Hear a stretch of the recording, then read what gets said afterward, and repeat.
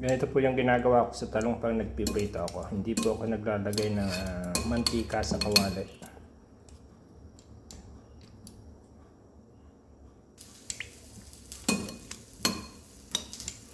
Kasi pag naglagay po kayo ng mantika sa kawali, ina-absorb po ng talong. Wala po kasi akong brush kaya sinusulbot ko na lang siya dito sa mangkok.